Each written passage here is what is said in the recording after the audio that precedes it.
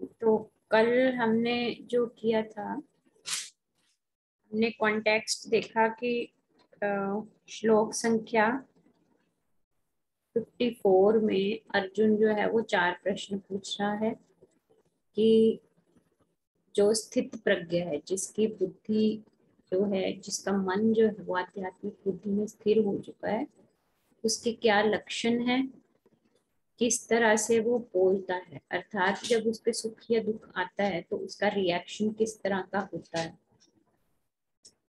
और अगला क्वेश्चन उसने पूछा था वो कैसे बैठता है, मतलब उस सुख और दुख की अवस्था को वो किस तरह से सहन करता है, कैसे चलता है, मतलब किस तरह से वो परिस्थितियों को सॉल्व करता है, विघ्न होता है नहीं होता। तो उसके आंसर्स अब भगवान श्री कृष्ण जो हैं वो दे रहे हैं 2.55, जो कि हमने कल किया था। उसमें भगवान श्री कृष्ण ने अर्जुन को बताया कि जो स्थित प्रज्ञ मनुष्य है उसके जो लक्षण हैं वो क्या क्या हैं। हमने ये कल डिस्कस किया था कि वो मन से उत्पन्न होने वाली सभी इच्छाओं का त्याग कर देता है। अब क्योंकि इच्छाओं के बिना मनुष्य जो है वो जीवित नहीं रह सकता, क्योंकि आत्मा का लक्षण भी है चलायमान है आत्मा, तो इसलिए इच्छा तो उत्पन्न होगी। लेकिन क्या करना है, उस इच्छा को हमने, मन से उत्पन्न हुई इच्छा को हमने त्यागना है और उसको कन्वर्ट करना है अध्यात्म इच्छा के साथ, आध्यात्मिक इच्छा के साथ। तो इस तरह से क्या होगा कि जो इस तरह से अपने आप को आत्मा की इच्छाओं में स्थिर कर लेता है, आत्मा की इच्छाएं पूरी करके संतुष्ट होता है, मतलब अपनी स्पिरिचुअल डिजायर्स को पूरा करता है, रेदर देन कि अपनी इंद्रियों की तुष्टि के लिए वो कार्य करे, तो वो जो है वो स्थित प्रज्ञ कहलाता है, स्थित प्रज्ञ उसको कहा जाता है।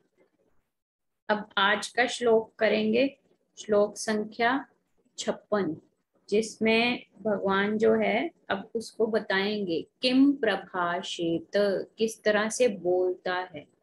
बोलता है का अर्थ हमने यहाँ क्या डिस्कस किया, भगवान का क्या मतलब है कि किस तरह से बोलता है। अर्जुन का मतलब था कि जब सुख या दुख की स्थिति आती है तब किस तरह से उसका व्यवहार होता है, वो हो गया अर्थ बोलना।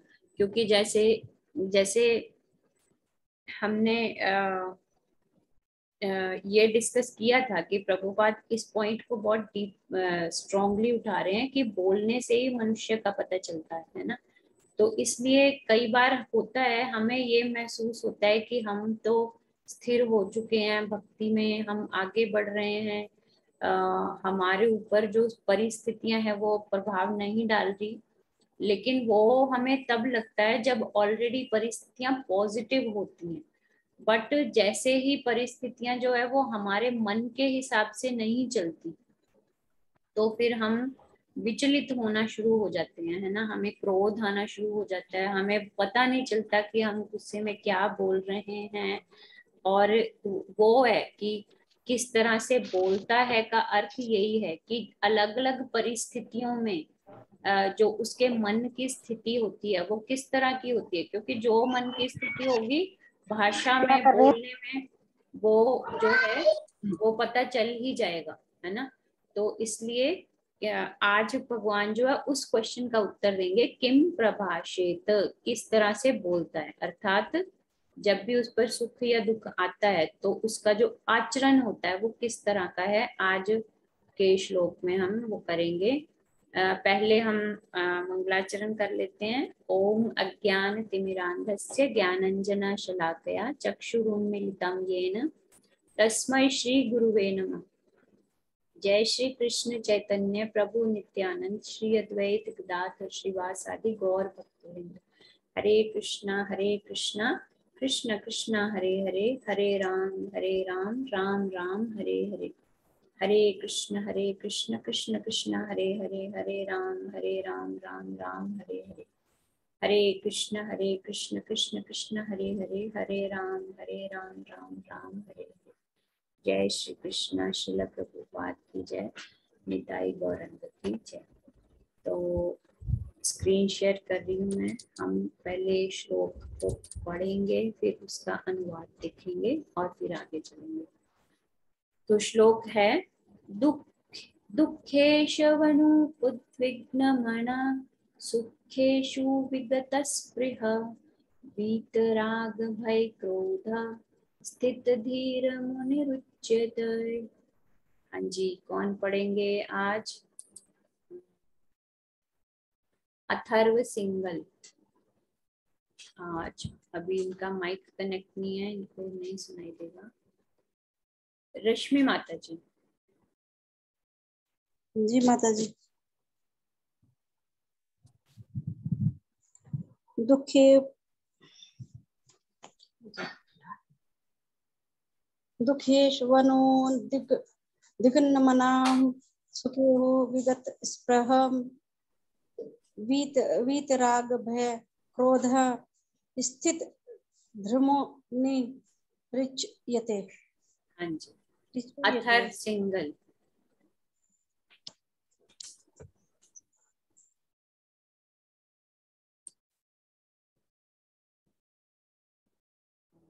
उनका कनेक्शन स्टेबल नहीं है। रूपा माता जी। दुखेशुनो द्विग्नमनः सुखेषु विगतस्पृह वीतराग भय क्रोधः स्थित धीर्मुनिरुच्यते।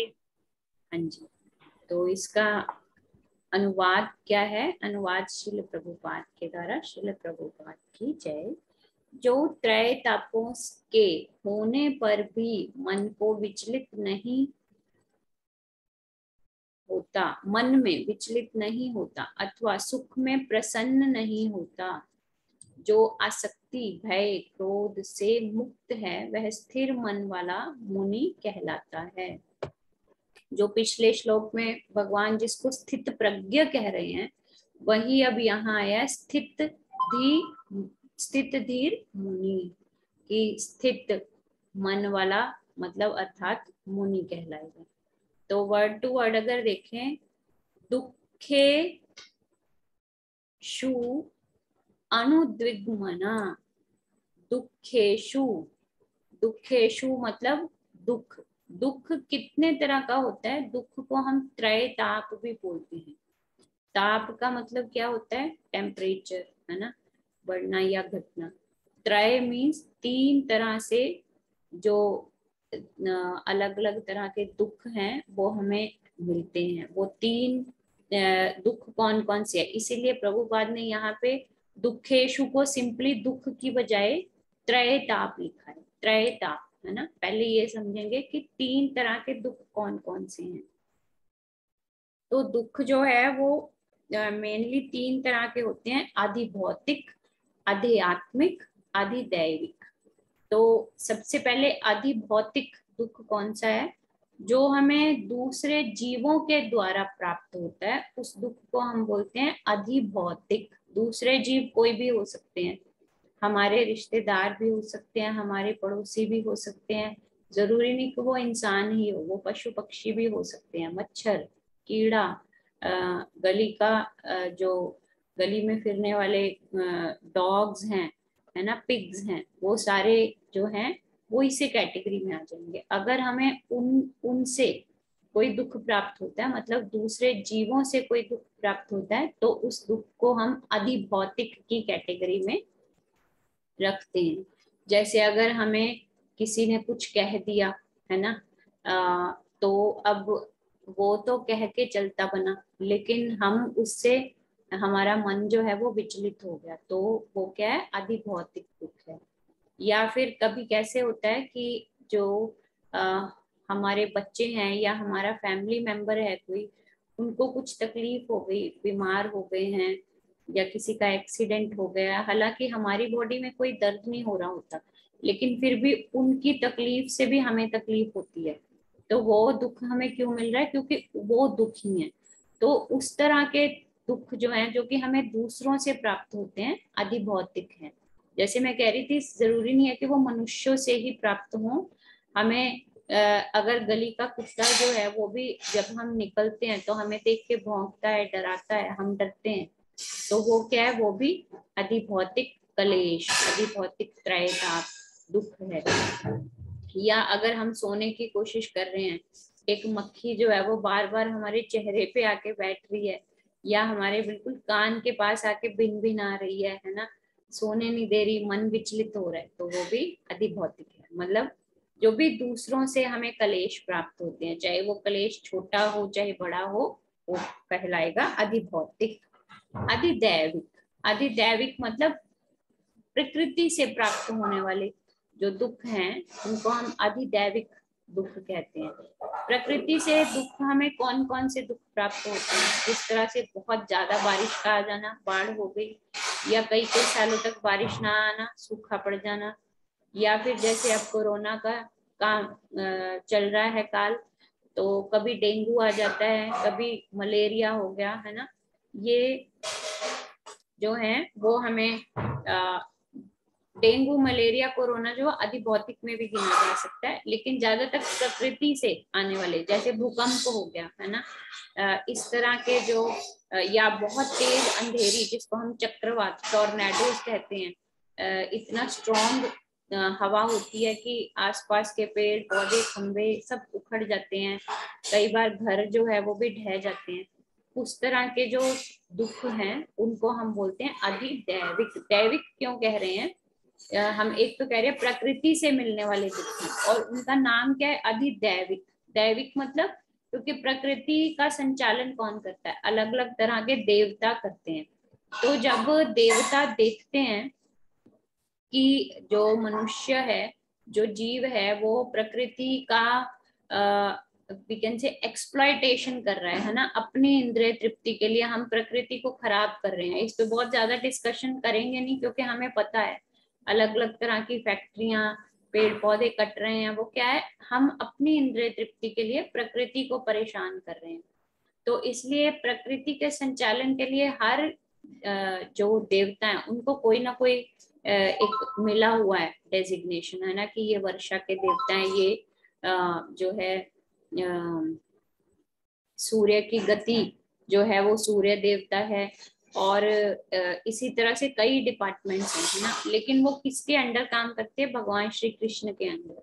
तो जब देवता देखते हैं कि प्रकृति का एक्सप्लॉयटेशन हो रहा है, तो फिर वो मनुष्य को समझाने के लिए उस तरह के दुख और क्लेश देते हैं, उनको हम बोलते हैं अधिदैविक क्लेश। लेकिन वो भी भगवान श्री कृष्ण की आज्ञा के अनुसार ही वो दुख या क्लेश हमें देते हैं, तो वो है अधिदैविक। और last one which is most important, और ज्यादातर हम उसी से ही उद्विग्न रहते हैं, उसी दुख से पीड़ित रहते हैं, वो है अध्यात्मिक, अपने मन से उत्पन्न होने वाला कलेश, है ना। अब जैसे अधिभौतिक कलेश हमने क्या कहा कि दूसरों से उत्पन्न होने वाला क्लेश कि अगर हमें किसी ने कुछ बोला तो हमें दुख हुआ, लेकिन बोलने वाला जो है वो 2-3 मिनट बोला और निकल गया, लेकिन वो दुख हम काफी लंबे टाइम तक लेके चलते रहते हैं, तो वो ही अधिभौतिक दुख जो है अधिआत्मिक भी बन जाता है। क्योंकि वो दुख हम कहाँ ले लेते हैं? अपने अहंकार पर लेते हैं कि उस इंसान ने मुझे ऐसे कैसे बोल दिया, है ना, मैं तो उसके साथ अच्छा ही कर रहा था, लेकिन उसने ऐसे कैसे समझ लिया। इस तरह के दीज आर द डेली, हमारे जीवन में ऐसा हर रोज होता है ना। तो जो वो क्या है, वो दुख हम अपने ही मन से उत्पन्न कर रहे हैं, है ना। तो उस तरह का दुख क्या है? अधिआत्मिक। तो ज्यादातर हम अधिआत्मिक दुख से ही दुखी रहते हैं। क्यों आध्यात्मिक दुख से? क्योंकि हमें या तो पास्ट की रिपेंटेशन होती है, पछतावा होता है कि अगर मैं ये ना करता तो आज शायद मेरे जीवन कुछ और होता, अगर ऐसा कर लेता तो आज जीवन में शायद एक बड़ी पोजीशन पे होते। या फिर हमें फ्यूचर का भय होता है कि जो भी मेरी कमाई हुई चीजें हैं वो ऐसा ना हो कि कुछ हो जाए, छूट जाए, बिजनेस में घाटा पड़ जाए। ये हम अक्सर सोचते रहते हैं, है ना। तो अब सोच के हम क्या कर रहे हैं? अपने मन को दुखी कर रहे हैं। तो इस तरह के क्लेश जो है उनको आध्यात्मिक क्लेश बोलते हैं। तो वो दुखेषु अनुद्विग्न। उद्विग्न का मतलब होता है विचलित हो जाना, एजिटेट हो जाना। जब भी कोई ऐसी कंडीशन आती है जो कि नॉर्मल कंडीशन से डिफरेंट है, तो हमारा मन जो है वो उद्विग्न हो जाता है, विचलित हो जाता है। हमारा मन जो है वो अंदर से मतलब उसकी कंडीशनिंग चेंज हो जाती है ना। लेकिन अब भगवान यहाँ पे एक ऐसे इंसान की प्रॉपर्टीज बता रहे हैं जो कि स्थित प्रज्ञ है, तो इसलिए अनुद्विग्न यूज हुआ। अनुद्विग्न मतलब जो विचलित नहीं हो रहा। दुखेशु अनुद्विग्न मना, कि दुख में जिसका मन चाहे किसी भी तरह का त्रैताप हो, आध्यात्मिक हो, अधिभौतिक हो, अधिदैविक हो, लेकिन जो स्थित प्रज्ञ है उसका मन जो है उद्विग्नित नहीं होता, उसका मन विचलित नहीं होता, वो बिल्कुल स्थिर रहता है।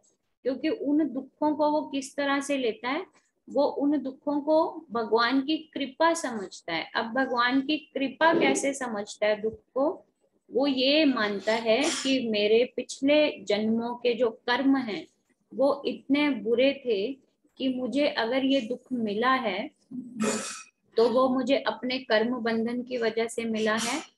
और ये दुख पता नहीं कितना ज्यादा होना था, लेकिन भगवान ने कृपा करके इस दुख का कुछ ही अंश मुझे दिया, है ना। इस तरह से समझता हुआ वो उस दुख को भगवान की कृपा के समान ग्रहण करता है। जैसे हमारे पंजाबी में बोला जाता है, सूली को सूल बना दिया। सूली मतलब फांसी, है ना।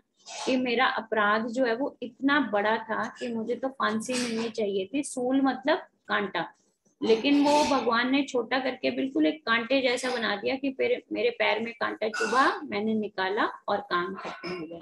तो उस तरह से जो एक स्थित प्रज्ञा इंसान है वो दुख में विचलित नहीं करता अपने मन को। वो इस तरह से सोचता है कि मेरे पाप कर्म बहुत अधिक थे, लेकिन जितना भी दुख मुझे भगवान ने दिया वो 100% का केवल 2, 5, 6% करके दिया, तो इसको मैं कृपा मानकर स्वीकार करूंगा।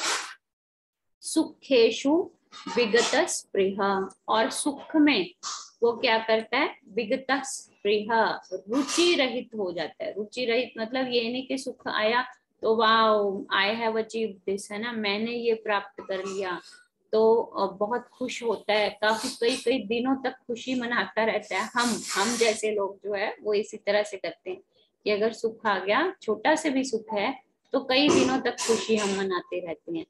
तो दैट मीन्स हम स्थित प्रज्ञा नहीं है। लेकिन जो स्थित प्रज्ञा है वो सुख में भी इतनी रुचि दिखाता नहीं है।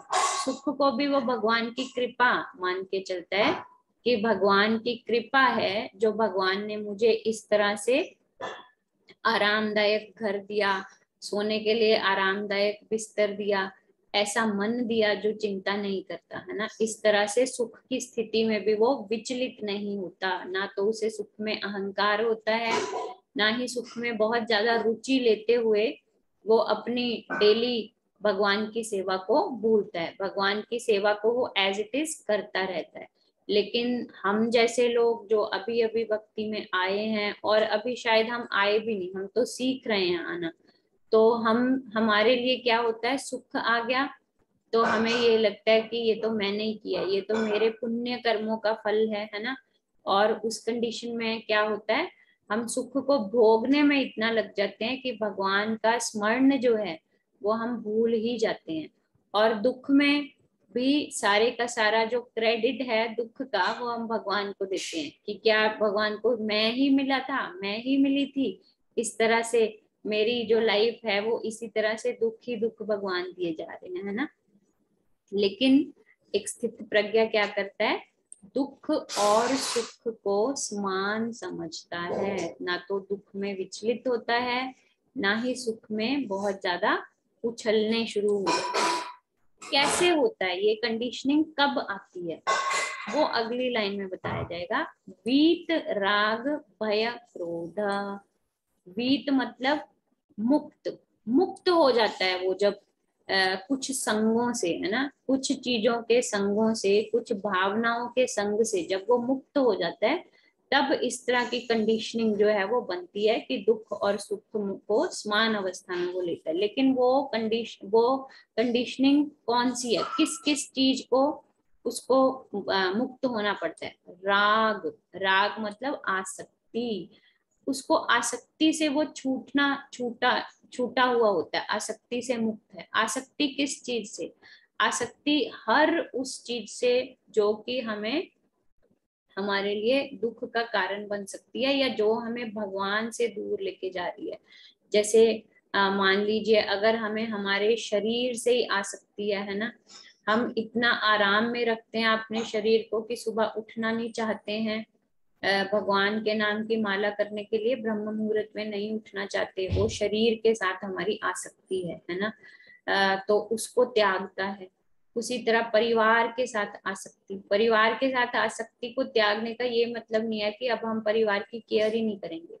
आसक्ति का मतलब है हम अपनी प्रिस्क्राइब ड्यूटीज करते रहेंगे। अगर हम गृहिणी हैं तो बच्चों को, हस्बैंड को, सास ससुर को उसी तरह से मान सम्मान देंगे, उसी तरह से उनके कार्य करेंगे, लेकिन किस तरह से समझकर कि ये भगवान से भिन्न हुए जीवांश हैं, है ना, भगवान के अंश हैं, उस तरह से देखते हुए अगर हम उनकी सेवा करते हैं तो वो कर्म भी हम भगवान के लिए कर रहे हैं। उससे हमारी आसक्ति जो है परिवार में वो कम होनी शुरू हो जाती है।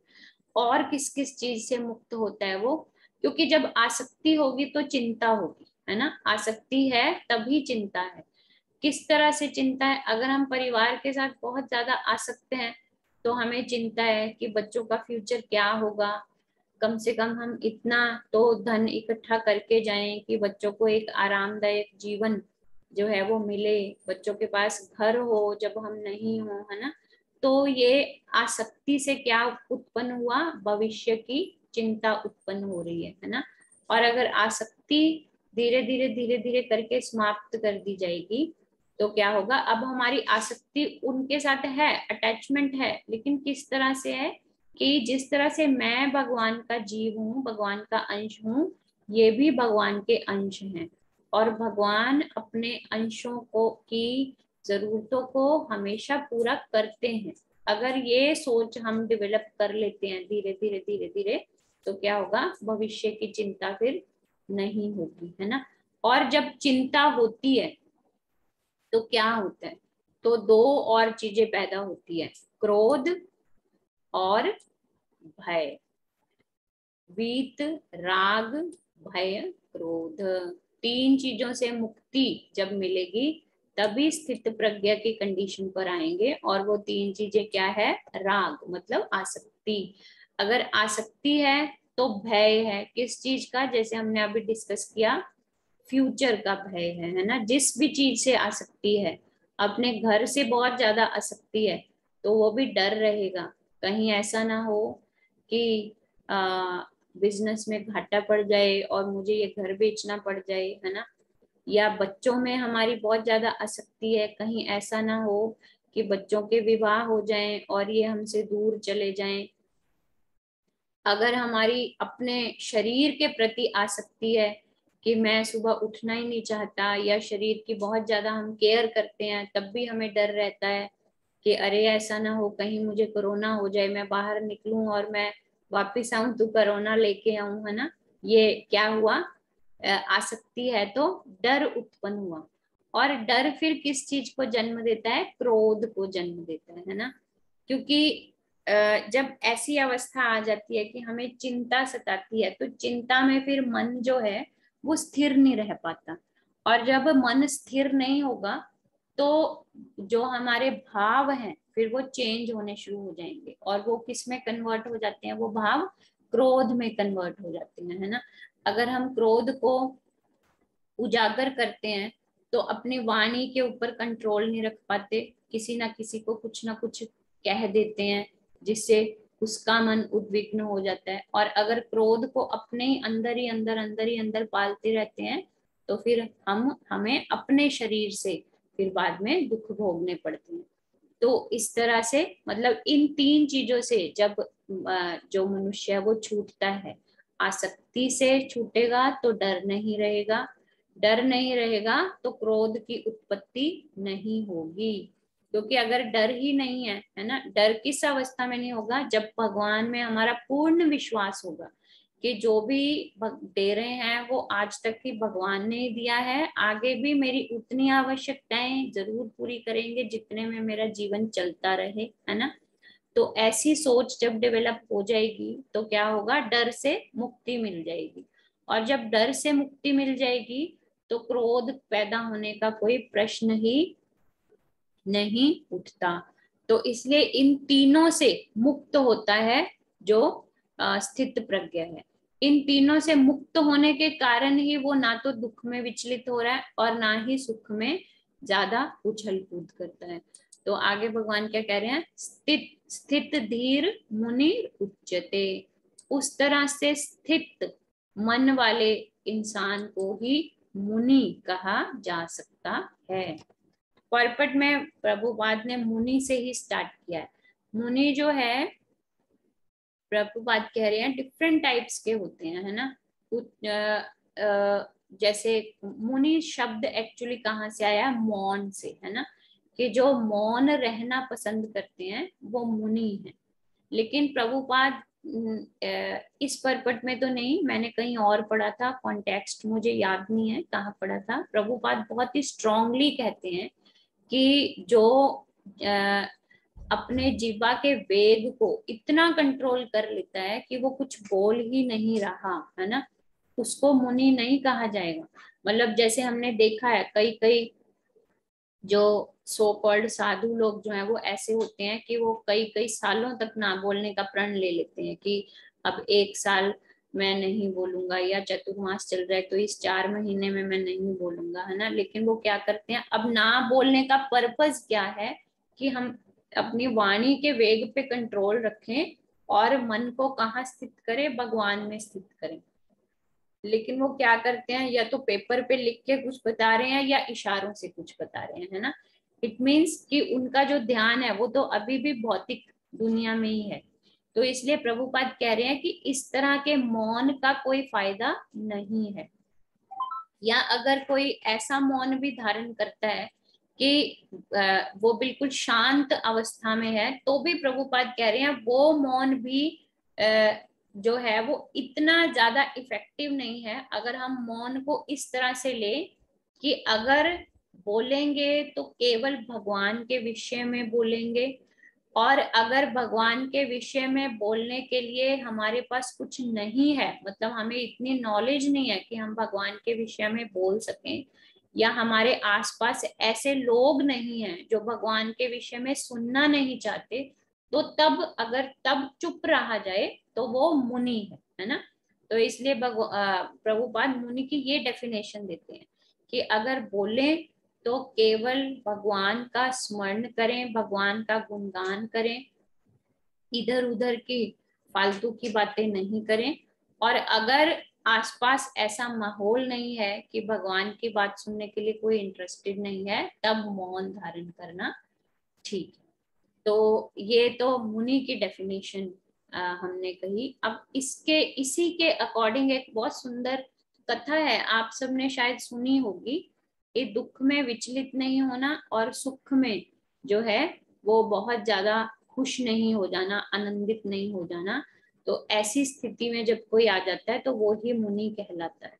तो जैसे इसमें कथा जो है वो है एक किसान है। अब किसान से हमें लगेगा कि वो तो कैसे ही मुनि हो सकता है, कैसे ही स्थित प्रज्ञ हो सकता है ना। लेकिन बाहर से हमें ये लग सकता है कि लोग अपनी अपनी ड्यूटीज कर रहे हैं, लेकिन अंदर से वो आध्यात्मिक उन्नति पर कितना पहुंचे हुए हैं, उससे उस पे डिपेंड करता है कि वो मुनि है या नहीं, या स्थित प्रज्ञ है या नहीं। तो किसान है, उसके खेत में एक दिन एक घोड़ा आ जाता है। तो घोड़ा आ गया तो अब उसको लगा कि ठीक है भगवान ने भेजा है तो इसको चारा वारा देता हूँ, है ना, पाल लेता हूँ। तो लोग जो हैं आसपास वाले आके कहने लग गया अरे भाई वाह, तू तो बड़ा खुश होगा, तू तो बड़ा खुश होगा, तुझे तो इतना कीमती घोड़ा ऐसे ही मिल गया है ना। तो लेकिन वो क्या है, बिल्कुल एक ऐसी स्टेबल स्टेट पे है कि कोई बात नहीं, भगवान ने भेजा है तो भगवान की कृपा समझ के स्वीकार करता हूँ, इसकी सेवा करता हूँ, है ना। और क्या हुआ, कुछ दिनों के बाद घोड़ा जो है वो चला गया। अब घोड़ा जब चला गया तो सब लोगों को लगा अरे तेरा तो बड़ा नुकसान हो गया, ये घोड़ा तो कभी कभी जो है वो जमींदार ले जाते थे और तुझे धन दे के जाते थे, लेकिन अब तेरा बड़ा नुकसान हो गया। लेकिन उसके मन की स्थिति क्या थी, कोई बात नहीं, भगवान ने भेजा था, भगवान ने ले लिया, तो भगवान की चीज थी और भगवान के पास वापस चली गई, मुझे इससे कोई फर्क नहीं पड़ा। कुछ दिनों के बाद क्या हुआ, वो ही घोड़ा कई 8-10 और घोड़े सेम अपनी क्वालिटी के लेके आ गया, है ना। तब भी गांव वाले जो हैं वो उसके पास आए, तू बड़ा धनवान हो गया, लेकिन उसका मन जो है वो अभी भी स्थिर था। तो एक दिन क्या हुआ, उसका जो बेटा है वो घुड़सवारी करते करते एक दिन गिर गया और उसके पैर की हड्डी टूट गई। तो सब गांव वालों ने कहा कि ये तो हमें लग रहा था कि घोड़े तेरे अच्छे के लिए आए हैं, लेकिन ये घोड़े तो तेरा जो है नुकसान करने के लिए आए हैं, क्योंकि इनकी वजह से ही तेरे बेटे के पैर की हड्डी टूटी। तो उसने फिर से यही सोचा कि ये इसके कर्म बंधन है, इसके पिछले जन्म के कर्म है, ये दुख उसको मिलना ही था, है ना। तो इसलिए इसके कर्म कट रहे हैं। और कुछ दिनों के बाद अनाउंसमेंट हुई कि दूसरे देश के राजा ने आक्रमण कर दिया, इसलिए जिन जिन के घर पुत्र है वो सेना में भेजें। लेकिन अब उस लड़के की टांग टूटी हुई है, तो इसलिए वो लड़का जाने से बच गया। तो सब लोग फिर कहने लगे अरे वाह, तेरी तो मौज हो गई, तुझे तो अपना बच्चा फौज में भेजना नहीं पड़ा। लेकिन वो फिर भी स्थिर था, उसका मन स्थिर था। तो कहने का भाव क्या है कि अगर कोई वस्तु हमें मिलती है तो भगवान की कृपा समझ के उसे धन्यवाद करके हमें, भगवान का धन्यवाद करके हमें स्वीकार करना है। लेकिन अगर कोई वस्तु चली जाती है फिर भी हमारे मन का जो भाव है वो यही होना चाहिए कि भगवान ने दिया था मुझे उसकी सेवा करने के लिए, या मेरे इस्तेमाल के लिए। जितनी देर वो चीज मेरे पास थी मैंने इस्तेमाल करी, अब वो वस्तु भगवान की थी, भगवान ने ले ली, तो दुख का कोई कारण नहीं होना चाहिए। तो इस तरह से स्थित प्रज्ञा की कंडीशनिंग जो है वो ऐसी होती है। जब अब हमने शुरू में क्या किया था, किम प्रभाषित, कैसे बोलता है। तो अब जब उसका मन दुख में भी स्थिर है, सुख में भी स्थिर है, तो उसकी भाषा जो है, उसकी भाषा में भी वो भाव कभी नहीं आएंगे कि ना तो वो क्रोधित है, ना दुखी है, ना ही सुख में बहुत ज्यादा अहंकारी है। तो इसलिए उसकी भाषा जो है वो भी हमेशा स्थिर रहेगी। तो दिस वाज फॉर टुडे। अगर किसी का कोई क्वेश्चन है तो हम डिस्कस कर सकते हैं, अदरवाइज महामंत्र बोल के हम समाप्त करेंगे।